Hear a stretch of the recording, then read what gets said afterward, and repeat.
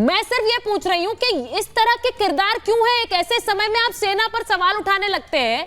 आप अराजकता की जब हम बात करते हैं, इस तरह का बयान अराजकता पैदा करने वाला ही है।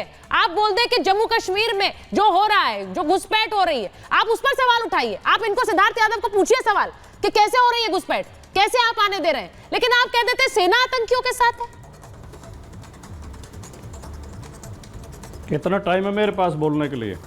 सर जितना आप चाहें, आप महाभारत के पहले के शोज देख सकते हैं। जितना समय आपको देती हूँ उतना ही दूंगी। ना उतना तो नहीं मिलता, हमें बीच में टोका टाकी होने लगती है। लेकिन मैं ये कहना चाहता हूँ कि पहले तो मैं 2 टिप्पणी उस पर करना चाहता हूँ, 2 शब्दों की। जो पहला विषय चल रहा था, क्योंकि आपने अचानक विषय चेंज कर दिया। देखिए, जब कोई विदेशी संस्था या विदेशी एजेंसी या विदेशी मीडिया मोदी जी की तारीफ में 2 शब्द बोल दे तो सारा मोदी समर्थक डांस करने लगते हैं, नाचने लगते हैं, झगड़ा करने लगते हैं, वाह वाह वाह वाह। और जब थोड़ी आलोचना कर दे तो विदेशी संस्थाओं पर क्यों विश्वास कर रहे हो? ऐसा दोगला रवैया नहीं होना चाहिए। एक तरफ रहो आप, या तो विदेशी संस्थाओं को पूरी तरह रिजेक्ट करो या फिर उनकी थोड़ी बहुत आलोचना को स्वीकार करो।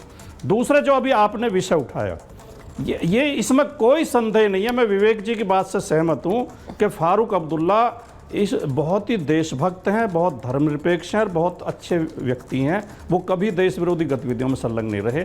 लेकिन कि सेना के अगर उन्हें कोई शिकायत मिली होगी, किसी व्यक्ति ने, 1 ने, 2 ने कोई घुसपैठ में मदद की है या कुछ हो, संदेह हो, तो पूरी सेना पर सवाल उठाना नहीं है। इसमें कोई संदेह नहीं। भारत की सेना एक शानदार सेना है, बहुत बहादुर और बहुत ईमानदार सेना, राजनीति से अलग रहती है। हमारे देश की बहुत बड़ी उपलब्धि है कि हमारी सेना राजनीति से अलग रहती है, देश की रक्षा करती है। लेकिन अगर कोई 1-2, अभी नोएडा में पुलिस वालों ने लूट करी, एक कैब ड्राइवर के साथ और एक महिला के साथ, उन्हें बंधक बना के उनको लूट लिया, तो क्या कहा जाएगा? मीडिया में खबर क्या आएगी? पुलिस ने लूटा। तो इससे पूरी पुलिस तो घेरे में नहीं आ जाती। दोषी तो वो 2-4 लोग ही हैं जो सस्पेंड हुए हैं, अभी बर्खास्त कर दिए, उन्हें जेल भेज दिया, मुकदमा कायम हो गया।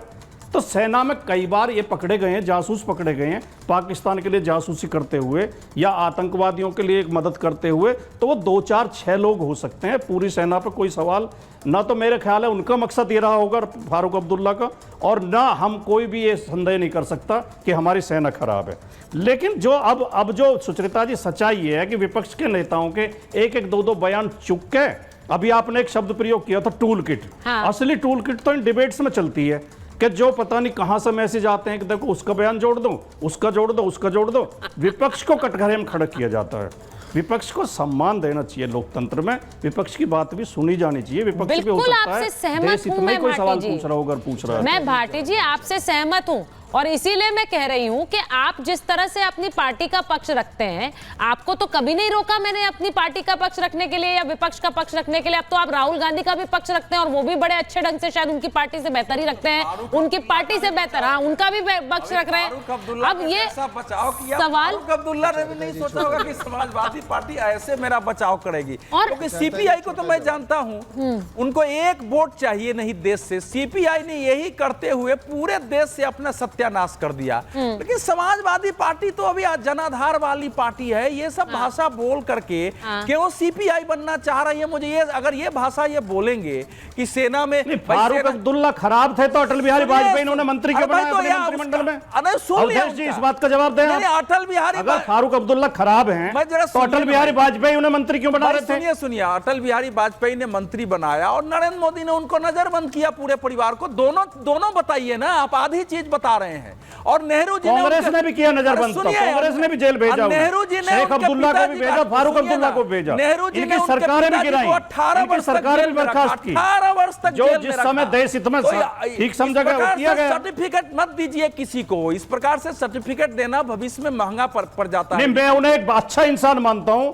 मैं अच्छा नागरिक मानता हूं, लेकिन ये बयान जो उस व्यक्ति ने दिया है, मैं हमेशा कहूंगा आपके कहने से मैं अपने बयान नहीं बदलूंगा।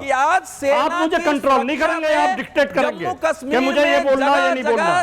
तिरंगा झंडे का आज वहां जुलूस निकल रहा है।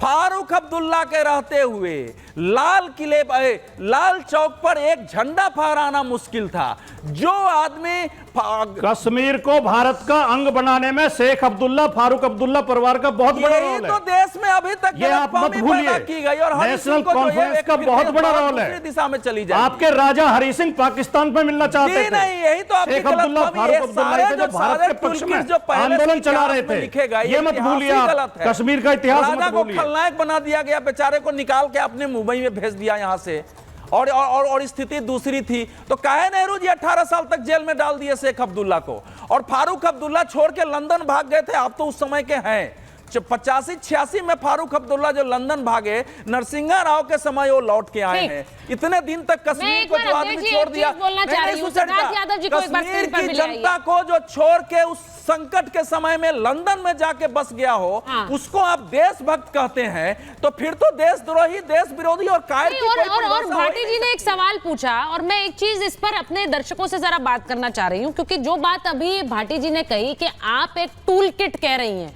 टूल किट का नाम ले रही हैं और उसमें विपक्ष के नेताओं को जोड़ रही हैं। सर, मैं विपक्ष के नेताओं को नहीं जोड़ रही हूं। मैंने आपके नेता अखिलेश यादव का तो नाम नहीं लिया, मैंने आपका नाम नहीं लिया, मैंने चुनिंदा कुछ ऐसे बयान लिए हैं जो डेंजरस हैं, और इसीलिए उन बयानों पर सवाल पूछ रही हूं। क्या मेरा काम सवाल पूछना नहीं है? इसीलिए क्योंकि जब बांग्लादेश होता है तो उसके बाद यहां नेता बोलते हैं यहां भी होगा बांग्लादेश। क्या ये सही बयान है? क्या ये अराजकता फैलाने वाले बयान नहीं है कि आपके घर में भी घुस जाएंगे लोग, पीएम आवास में भी घुस जाएंगे? उसके बाद इस तरह के बयान देना कि शेयर बाजार में आप अगर इन्वेस्ट कर रहे हैं तो आप एक जोखिम मोल ले रहे हैं, ये आप देश की अर्थव्यवस्था का बंटाधार करने वाला बयान दे रहे हैं। क्यों ना इस पर मैं सवाल पूछूं? और फिर फारूक अब्दुल्ला जो सेना पर ही सवाल उठाते हैं और कह रहे हैं आतंकियों से मिली हुई है, उन्होंने ये किसी का नाम नहीं लिया। जो आप कह रहे हैं एक दो लोग ऐसे होते हैं सेना में, उन्होंने किसी का नाम नहीं लिया। उन्होंने कहा सेना मिलकर कर रही है ये। This is a blanket statement. इस पर मैं सवाल उठाऊंगी भाटी जी। सिद्धार्थ जी जरा बताइए, फारूक अब्दुल्ला के ऊपर एक पूरी वहां डिबेट छिड़ गई कि भाई उन्हें सर्टिफिकेट दे दें या ना दे। बात फारूक अब्दुल्ला का नहीं है। देखिए सुचरिता जी, फारूक अब्दुल्ला के बयान पर तो मैं जवाब भी नहीं देना चाहता था, पर जिस प्रकार से आपका पैनल यहाँ बहस कर रहा है, मैं मानता हूँ उनकी बातों का जवाब देना ज्यादा जरूरी है। जो फारूक अब्दुल्ला ने कहा उससे दुर्भाग्यपूर्ण तो कुछ हो ही नहीं सकता। जो हुर्रियत के साथ हाथ मिलाकर के कश्मीर को आग में झुलसाने के लिए छोड़ देते हो, वो आज ऐसी ब्लैंकेट स्टेटमेंट दें कि देश की सेना घुसपैठियों के साथ मिली हुई है। मैं मानता हूँ ये जवाब योग्य भी नहीं है, पर यहाँ क्रेडेंशियल्स बताए जा रहे हैं। यहाँ बताया जा रहा है कौन देशभक्त है और कौन नहीं है। यहाँ बताया जा रहा है कि उनका भी मकसद कैसा था, और बता रहे हैं भाटी जी जैसे लोग, वरिष्ठ लोग। मैं मानता हूं इससे ज्यादा पीड़ा या इससे ज्यादा किसी विषय का राजनीतिक मजबूरी हो ही नहीं सकती। और क्या समझाएंगे आप? किसको बताना चाह रहे हैं आप? उनके मन में ऐसा मकसद नहीं था। अरे वो कह रहे हैं कि देश की सेना घुसपैठियों के साथ मिली हुई है, ये बात सुन ले हम, और फिर आप सुनाएंगे हमको कि उनके क्रेडेंशियल्स है कि वो देशभक्त हैं। अरे मेरे को नहीं चाहिए सर्टिफिकेट आपसे, ना देश के किसी युवा को चाहिए, ना किसी नौजवान को चाहिए, किसी को नहीं चाहिए। क्योंकि आप लोग देश की संस्थाओं पर और देश की सेना पर भी अगर बिना सोचे कोई बयान दे सकते हैं तो मैं मानता हूं इससे दुर्भाग्यपूर्ण नहीं हो सकता। दूसरी बात मैं पूछता हूं सुचरिता जी, अभी भाटी जी को इस बात का भी दुख होगा कि मैं भी थोड़ा उत्तेजित हो गया हूं। आपके बहस का विषय भी ये है। अरे नहीं बोलेंगे फारूक अब्दुल्ला तो नहीं होगी बहस, नहीं बोलेंगे फारूक अब्दुल्ला तो नहीं होऊंगा मैं नाराज। फारूक अब्दुल्ला बोले पर उस पर सवाल मत करिए। राहुल गांधी बोले सवाल मत करिए। कोई भी बोले, वहां से लेकर के सलमान खुर्शीद तक बोले, यहां पर कोई बोल दे कि प्रधानमंत्री के घर में घुस जाओ, पर सवाल मत करो। सवाल आप करेंगे तो आप टूल किट हो सकते हैं, आप कुछ और हो सकते हैं। अरे विपक्ष तो बेचारा है, आप हमसे सारे प्रश्न पूछते हैं। ये बेचारा विपक्ष है। देश की सेना आतंकवादियों के साथ मिली हुई है, ये बेचारा विपक्ष है। देश में बांग्लादेश जैसी हालत हो जाएगी, ये बेचारा विपक्ष है। नहीं है आप बेचारे, आप खतरनाक है, और आप इस देश में खतरनाक बातें करके अपने बेचारेपन के पीछे छुपना चाहते हैं। ये सिर्फ ये लगता है इसलिए कि फारूक अब्दुल्ला को डिफेंड मत करिए। इस वक्त जो हमारे पड़ोस में स्थितियां हैं भाटी जी, छोड़ देना चाहिए। जो स्थितियां हैं वरुण जी, चाहे एक तरफ बांग्लादेश कोलैप्स कर रहा है, पाकिस्तान का क्या हाल है हम सब जानते हैं, श्रीलंका में क्या हुआ हमने देखा है, उन सब के बीच हम एक ब्राइट स्पॉट हैं। उस ब्राइट स्पॉट को डल स्पॉट कौन बनाना चाह रहा है? वरुण जी जरा सोचिए इसके बारे में।